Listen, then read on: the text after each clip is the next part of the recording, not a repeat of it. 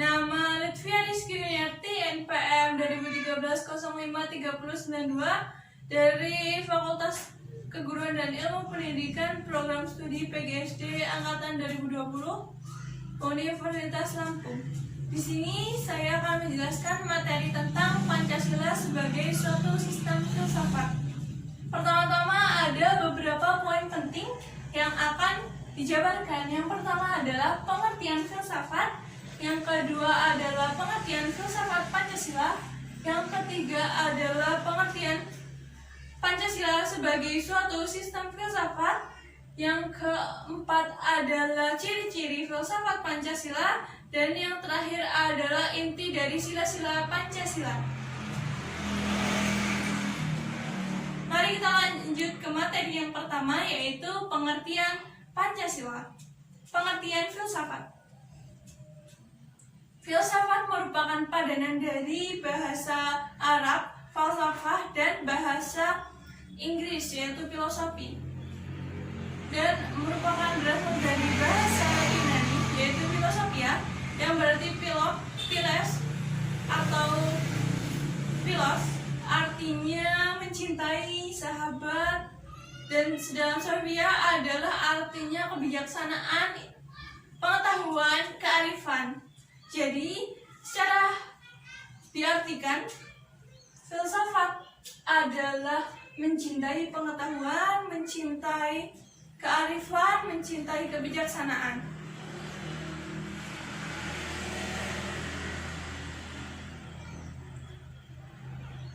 Lanjut, filsafat dapat diartikan dengan dua arti. Yang pertama adalah filsafat dalam arti proses dan filsafat dalam arti produk. Yang kedua adalah filsafat sebagai ilmu atau metode dan filsafat sebagai pandangan hidup. Yang ketiga adalah filsafat dalam arti praktis dan filsafat dalam arti teoritis. Kita lanjut ke poin yang kedua adalah pengertian filsafat Pancasila.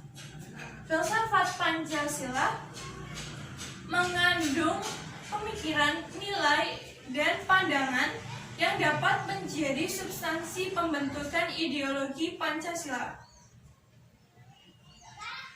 Filsafat Pancasila dapat diartikan secara ringkas sebagai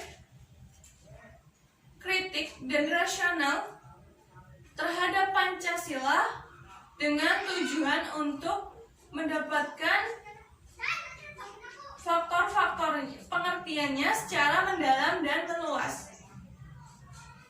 Filsafat Pancasila dijadikan suatu filsafat dikarenakan merupakan hasil dari pemikiran jiwa yang mendalam dan dijadikan dalam suatu sistem.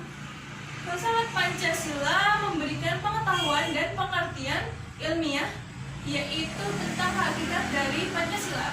Kita lanjut ke poin yang kedua, adalah Pancasila sebagai suatu sistem filsafat. Jika membahas tentang Pancasila sebagai suatu sistem filsafat, dapat dilakukan dengan dua cara, yaitu yang pertama cara deduktif dan induktif.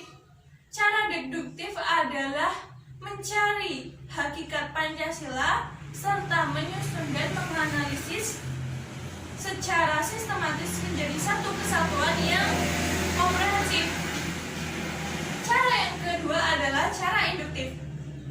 Cara induktif adalah yaitu mengamati gejala-gejala sosial masyarakat, merefleksikannya, dan menarik arti dan makna hakiki dari gejala-gejala tersebut. Pancasila yang memiliki 5 sila pada hakikatnya merupakan suatu sistem filsafat. Suatu sistem filsafat di sini artinya suatu kesatuan, bagian-bagian yang saling berhubungan dan berkaitan dengan tujuan tertentu dan yang memang merupakan satu kesatuan bagian yang utuh. Nah, Pancasila sebagai suatu sistem filsafat pada hakikatnya bersifat organis. Artinya antara satu sila dengan satu sila yang lainnya saling berhubungan, saling berkaitan, bahkan saling mengkualifikasi. Nah, pemikiran dasar yang terkandung dalam Pancasila, yaitu pemikiran tentang manusia dengan Tuhan, manusia dengan dirinya sendiri, manusia dengan masyarakat bangsa Indonesia, yang memang merupakan ciri-ciri bangsa Indonesia. Dengan demikian, filsafat Pancasila memiliki ciri-ciri yang berbeda dari sistem filsafat yang lain, misal idealisme, materialisme, komunisme, liberalisme, dan sebagainya. Lanjut ke materi yang selanjutnya adalah ciri-ciri filsafat Pancasila. Ciri-ciri filsafat Pancasila yaitu sila-sila Pancasila saling berhubungan dan berkaitan membentuk suatu sistem yang bulat dan utuh. Dengan kata lain, jika tidak bulat dan utuh, maka itu bukan Pancasila. Susunan filsafat Pancasila yang utuh dan bulat sebagai berikut, sekaligus masuk ke poin yang selanjutnya, yaitu inti dari sila-sila Pancasila. Inti dari sila-sila Pancasila sebagai berikut. Yang pertama adalah Tuhan sebagai kausa prima. Yang kedua adalah manusia sebagai makhluk individu dan makhluk sosial. Yang ketiga adalah satu, yaitu satu kesatuan yang memiliki kepribadian sendiri. Yang keempat adalah rakyat, unsur mutlak suatu negara yang harus saling bekerja sama dan bergotong royong. Yang terakhir adalah adil, adil bagi diri sendiri dan orang lain yang memiliki haknya.